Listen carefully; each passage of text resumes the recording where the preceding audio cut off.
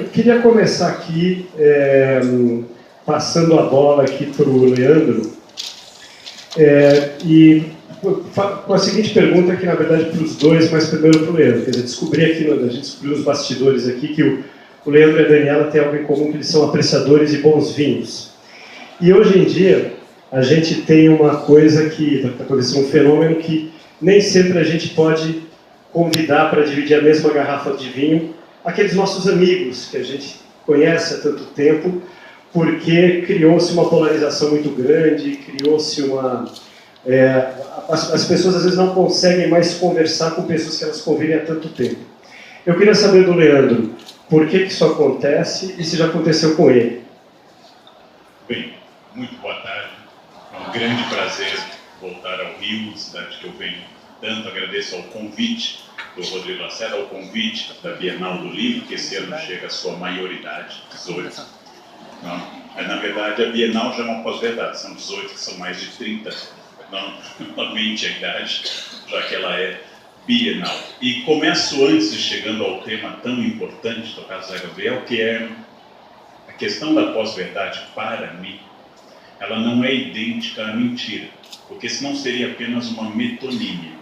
Sim, ela é uma mentira, mas a mentira é uma instituição política secular. A mentira existe no mundo há muito tempo. Grande parte da obra política de Shakespeare trata da questão da mentira política. Ricardo III, Macbeth, etc. A grande questão da pós-verdade é a construção de uma narrativa que, eliminada a autoridade graças à internet e a capilarização da autoridade hoje, ou seja, para o fato de que hoje todas as pessoas são especialistas em tudo, desde que abram uma conta no Facebook. Todas as pessoas ganham imediatamente o título de juristas, constitucionalistas e especialistas em direito penal, pelo simples ato que tem um Instagram. E a partir deste fato, todo mundo possui a verdade, que antes era regulada ou pela igreja, ou pela universidade, ou pelo poder político.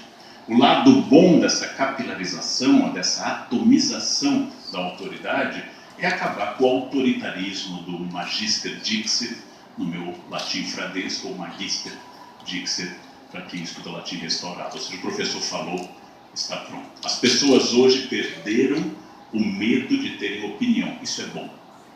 Mas vem com o lado B.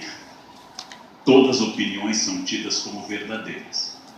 Você diz que Burke é um autor conservador que tratou em 1790 a Revolução Francesa como um salto acidental na evolução histórica, isso, desconfiança política das revoluções, e um aluno diz, não concordo.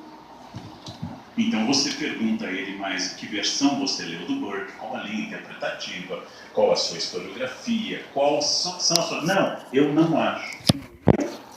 É um argumento. Isso é uma ruptura, vou usar só uma palavra difícil a tarde toda.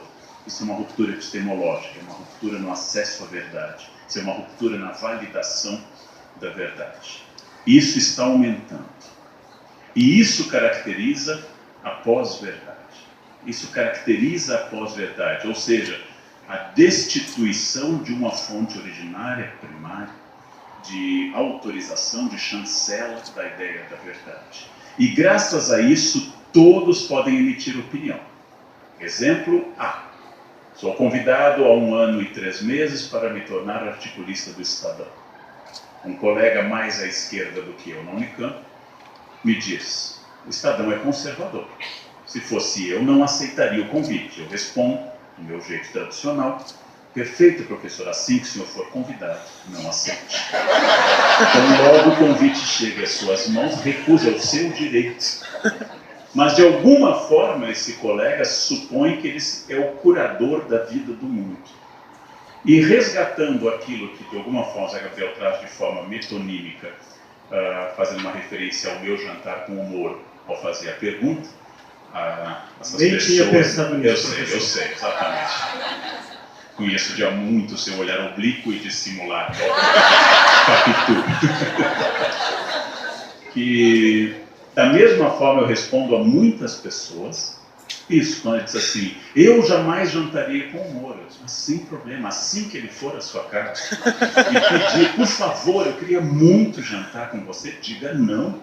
É o seu direito, tem o direito de ir e vir. A Constituição Democrática de outubro de 88 lhe dá esse direito. Mas o que é mais estranho é o fato de que nós popularizamos a ideia da opinião, inclusive na gestão da vida alheia. Não é a fofoca clássica, sobre a qual eu escrevi um livro, Detração Básica, breve ensaio sobre maldizer, mas é a vontade de fazer curadoria de tudo e de controlar absolutamente tudo. E as pessoas emitem opinião sobre tudo. E nesse caldo, nós temos jogos políticos tradicionais de controle, de autoritarismo e de manipulação que se aproveitam disso, encarregando pessoas de divulgarem nas redes sociais versões falsas, de controle de informações, de adulteração de imagens ou de excertos feitos pela direita e pela esquerda em relação aos adversários. Então, hoje, esse é um problema. Os livros sempre trouxeram mentiras misturadas com verdades e interpretações. A internet apenas potencializou isso num grau extraordinário. Numa cena do Notre-Dame de Paris, uma cena que nós no Brasil chamamos de geral Corcunda de Notre-Dame, o abade Frollo diz, Frollo diz, apontando para uma imprensa recém-inventada, ambientação ao século XV, ele diz, isso aqui vai matar aquilo lá, celui verracel. Isso aqui vai matar aquilo, e aponta para a igreja. De alguma forma ele sentia que a imprensa destruiria o monopólio da igreja, e os autores, como Jean Delumeau, concordam que a imprensa é o incenso da reforma. A imprensa é a base da revolução científica e da reforma religiosa, que este ano chega ao seu quinto centenário, com os 500 anos da obra de Lutero. Ora, de alguma forma a internet é a morte também de várias das formas tradicionais de fazer o conhecimento. Para encerrar essa primeira parte, num livro que eu acabei de ler ontem, a tradução das crônicas de Umberto Eco, chamado Papé Satã Malé, que é a coletânea feita com as crônicas dele na Itália, usando essa frase do início do canto sétimo da Divina Comédia, Papé Satã Malé, ele faz uma pergunta que um aluno faz para o professor. Professor, na era da internet, qual é a sua função? Essa é uma pergunta para a qual eu não tenho uma resposta muito clara. Humberto Eco também não. Qual é a sua função? E isso faz parte do caldo cultural que nós vivemos nesse momento. Professor, depois do que o senhor disse, eu vou mudar a pergunta para a Daniela, porque eu acho que o senhor levantou uma questão aí quando falava da imprensa, igreja e internet de formas de conhecimento. Essa pergunta ficou implícita, que é o seguinte. Falou aí, o professor disse, né? Quer dizer, você tem a autoridade do professor. A imprensa, de uma certa maneira, ela sempre manteve a autoridade dos fatos, né? Quer dizer, a imprensa ela nasce junto com a democracia e uma das definições de imprensa, muito usada em algumas universidades americanas, como Columbia, é a imprensa ela estabelece aquele chão de fatos a partir dos quais se dá o debate público. Agora, de alguma maneira, nesse mundo em que todo mundo tem opinião, a imprensa pode estar perdendo essa autoridade, pode estar perdendo essa autoridade de ser quem estabelece os fatos ou ajuda a estabelecer os fatos. Eu queria que você comentasse isso como jornalista e estudiosa de jornalismo. Boa tarde, obrigada pelo convite também, Rodrigo, Bienal. Especificamente, eu acho que com a eleição do Trump, esse problema que se passou a se chamar de fake news e virou uma constante em todos os debates, a gente viaja para muitos lugares também, dando palestra, dando workshop, e todo mundo quer saber de fake news, porque é assustador, assim, você não saber se uma foto que estava num incêndio no Oregon essa semana e tinha um pessoal jogando golfe numa quadra, era uma foto verdadeira ou falsa. Teve um debate enorme na internet, o Washington Post entrou, também não sabia dizer se a foto era verdadeira ou falsa. Pegando um exemplo muito pequeno, que é uma foto. Isso sem falar na eleição, que foi o caso das notícias. Mas eu acho que uma coisa importante nesse debate que eu queria levantar era um pouco a gente fazer uma distinção do que é fake news, do que é mau jornalismo e do que é mentira. Então, por exemplo, fake news. O que a gente entende por fake news?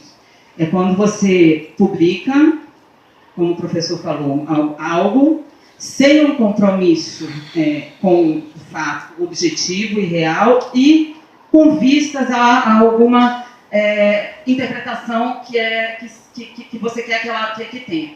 Lulinha é dono da JBS. Isso é fake news. Isso tinha um propósito. Esse boato começou muito antes de todo o escândalo da JBS, mas tinha um propósito de incriminar ali, de piorar, a situação do presidente Lula, e o Lulinha já era meio enrolado também. Então era bom porque ele colava também ali naquela narrativa. Mentira. O que é mentira no jornalismo? Acho que mentira, a gente pode citar um exemplo recente desse, não sei se vocês viram, um fotógrafo que se passou por um fotógrafo da National Geographic, pegou perfil do Facebook de um surfista, enfim, ele foi pago pela Getty Images, ele foi pago por um monte de empresa de comunicação, e essas pessoas publicando mentiras ali. As fotos eram falsas, eram de outra pessoa. E mau jornalismo. O que é mau jornalismo? O mau jornalismo me vem um exemplo recente também, que foi a Operação Carne Fraca.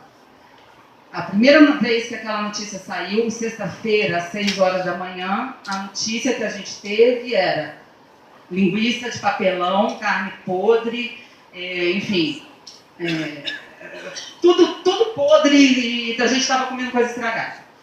Essa notícia saiu às 6 horas da manhã na internet. Quando nas redações, às 6 horas da manhã, estão os estagiários, em geral, e estão os editores em começo de carreira. Ou seja, as pessoas menos experientes estão nas redações.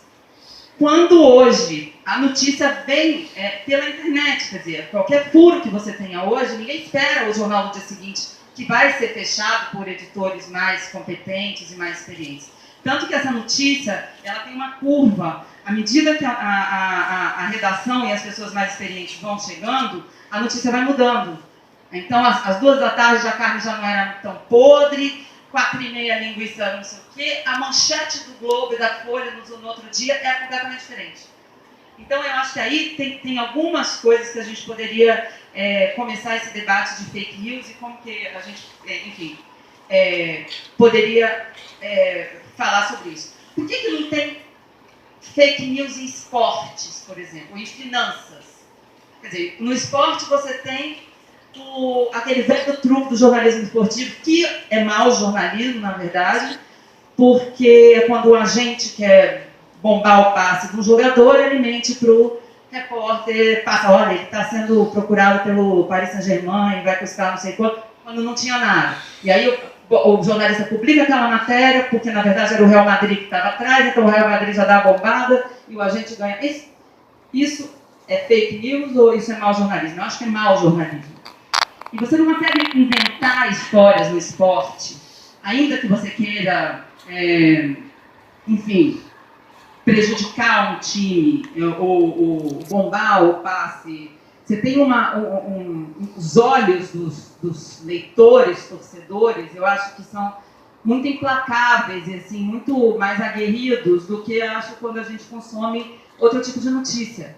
Isso é um ponto de vista interessante.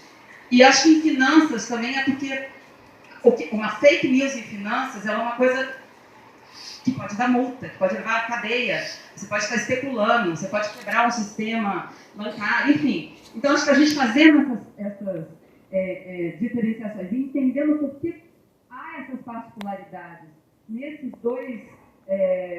duas áreas, e isso não acontece na política, e a gente está um ano eleitoral, ano que vem, e eu acho que eu não sei falar para vocês, trabalhando na imprensa, como que vocês vão, nós vamos diferenciar o que é uma notícia o que um candidato falou ou deixou de falar, para onde você vai ler. Acho que os veículos de imprensa tradicionais, eles levam vantagem, porque eles têm lastro, eles têm, enfim.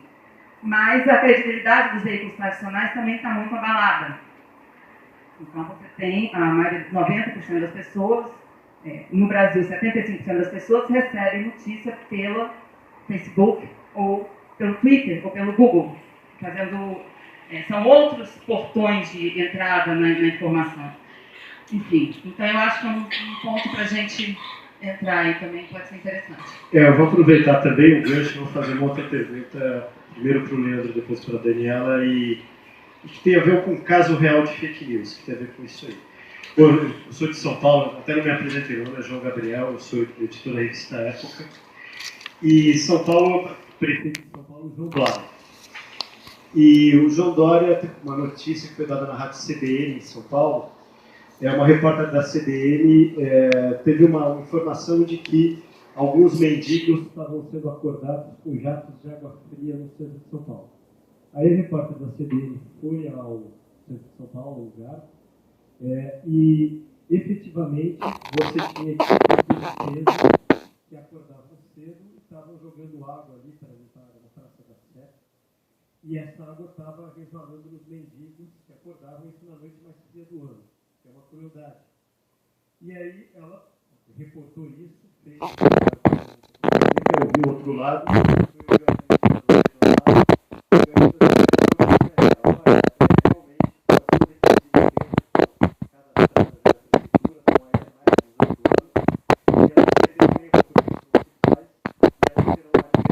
e eventualmente descadastradas. E a CBN deu essa notícia.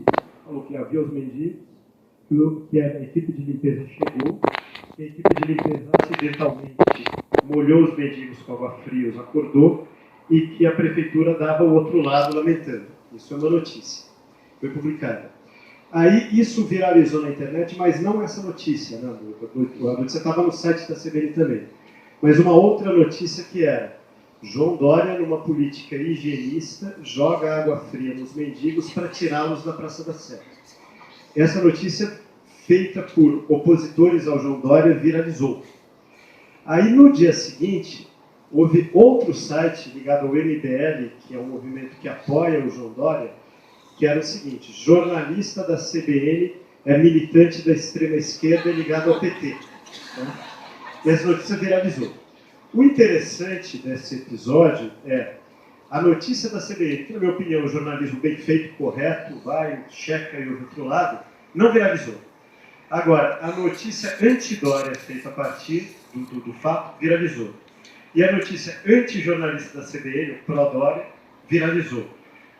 E foi mais compartilhada. Aí a minha pergunta para vocês é: por que se compartilhou mais as duas mentiras e não o fato? É complexo responder, mas eu queria começar comparando com um caso anterior a esse mundo tão líquido, ou as chamadas pós-verdades. Um dos casos mais emblemáticos da imprensa brasileira, e até hoje parte do currículo de todos os jornalistas, é o caso da Escola Vaz de São Paulo. Uma denúncia de pedofilia, uma criança que sofria de diarreia, examinada pelo médico, foi dito que ela estava com certo incômodo, foi divulgado, ninguém ouviu as pessoas, a escola foi depredada, a vida dos proprietários foi destruída, e depois passou-se a pensar que talvez uma criança muito pequena não fosse a melhor fonte única para fazer tudo isso. E, no fim, alguns pediram desculpas, a maioria principalmente se calou. Porém, nós estávamos numa época que havia uma mentira, um exagero, a correção disso, no sentido de que não era verdade, e o caso é superado. Agora, uma vez que eu lanço as penas do travesseiro ao vento, funciona como um caso que os jovens não vão lembrar. Um desafeto do Mário Gomes lançou a ideia que Mário Gomes havia feito um uso indevido do legume cenoura e lançou essa ideia porque era um desafeto em função de um problema, em função de uma peça de teatro. Essa pessoa, Carlos Imperial, que inventou a mentira, lançou sobre o Mário Gomes uma coisa que nos 35 anos seguintes Margot, que está em entrevista toda semana. 35 anos falando do legume, mas todos sabiam que era falso. Mas aí eu volto à pergunta feita. Quando nós constituímos uma narrativa, e essa narrativa tem elementos literários polares e passionais, é muito mais fácil pegar essa cena Le Misérables, ou seja, mendigos passando frio, ou seja, Fantine acendendo um fósforo, tremendo a mão, e chega o monstro, o administrador. Como nós temos uma formação religiosa, especialmente as pessoas que não são religiosas, são as que menos têm consciência dessa base religiosa, todo discurso bipolar, não é à toa que as montagens das grandes revistas brasileiras sobre o Lula sempre identificam com o demônio, ou com uma iluminação demoníaca, porque a bipolaridade, ela gruda nas pessoas. Ela gruda nas pessoas, e as pessoas constituem uma narrativa. Fazendo uma narrativa, você passa adiante. O que tem chance de viralizar? Matizar uma ideia através da pesquisa ou lançar a cena dos miseráveis? A cena dos miseráveis dialoga com o ressentimento do público. Ressentimento de público, diz um pensador conservador, Nelson Rodrigues, é um dos elementos mais universais de todos os tempos. O público é ressentido. Todas as vezes que alguém, como o grande Ariano Suassuna, faz uma palestra dizendo que foi um jantar de uma mulher rica, mas ele não sabia como se comportar, a gente esquece que Ariano Suassuna nasceu num palácio. Mas Ariano Suassuna, com esse recurso retórico, se identifica com o público. Todo mundo que se identifica com os pobres e oprimidos baixa o ressentimento do público e passa a se identificar com o narrador. A verdade deve estar no oprimido e não no opressor. Essas narrativas são tropos literários e culturais, e esses topoi, essas diversas narrativas, funcionam, elas grudam. Basta você lançar uma fama, basta você lançar uma ideia. Mesmo que você saiba que seja um absurdo, exemplo, nazismo de esquerda. Essa é uma asneira que só existe num lugar do planeta Terra, na internet brasileira. Não existe esse debate na Alemanha, não existe esse debate no mundo civilizado. Na internet brasileira, põe uma medalha. Olha, foi-se martelo. Bom, é ótimo, né? Nós chamamos de mau citador aquele que pega um fato, retira do seu contexto e extrapola. É o caso que se usa como exemplo quando se dá aula de interpretação de texto, do Salmo, que diz: Deus não existe. Está escrito na Bíblia. É bíblico. Deus não existe. Versículo seguinte, vírgula, adverbial, diz o insensato no seu coração. O mau citador gosta de pegar esse trecho, está na Bíblia, Deus não existe. O bom da Bíblia é que ela serve para absolutamente tudo que vocês quiserem. Desde espancar a mulher até proibirem. Ela serve para tudo que vocês quiserem. Porque, como todo grande livro fundamental, a Bíblia é um livro vasto e pode ser livremente interpretado. Então, isso faz parte da que serve para grudar no público. Nós temos exemplos históricos no Brasil. Quando o candidato Dutra estava atrás nas pesquisas após o Estado Novo, e o candidato brigadeiro Eduardo Gomes estava à frente, Eduardo Gomes fez uma entrevista infeliz, dizendo que não queria o voto de marmiteiros. Marmiteiro é uma gíria carioca, da capital, só do Rio de Janeiro, para funcionário público, especialmente aqueles contratados no Estado Novo, pelo DASP. O jornalista getulista publicou: o brigadeiro Eduardo Gomes não quer o voto dos pobres. Isto é um outro tipo, exatamente exemplificando que também você disse antes, em que eu uso para dar um sentido político. Ora, eu sei disso no Rio, mas os outros não sabem.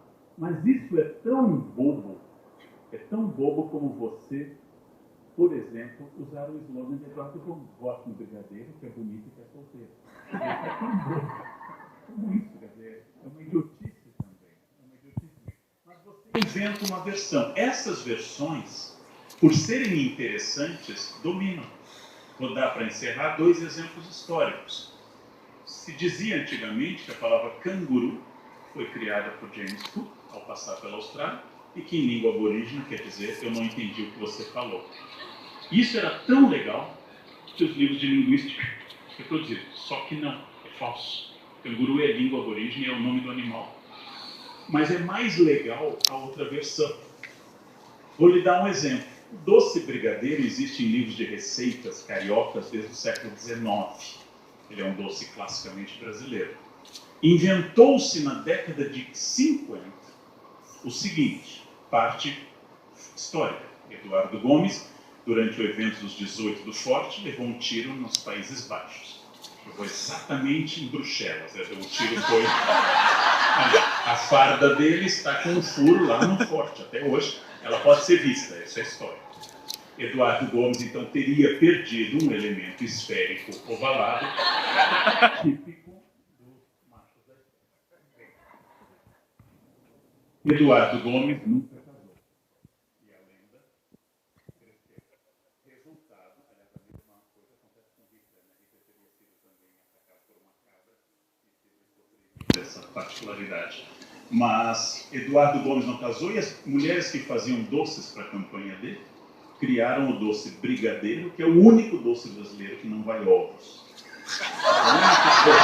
Não é possível, sério? Essa versão não é verdadeira. O brigadeiro Eduardo Gomes, aliás, ele nunca venceu uma eleição. Nunca venceu. Ou seja, ele era um tipo de candidato competente, né? Competia o tempo todo. Essa versão do brigadeiro não é verdadeira, mas se vocês puserem na internet, ela vai aparecer 9 entre cada 10 sites, apesar da palavra brigadeiro aparecer em livros de receitas publicados na capital da República, o Rio de Janeiro, durante a República Velha.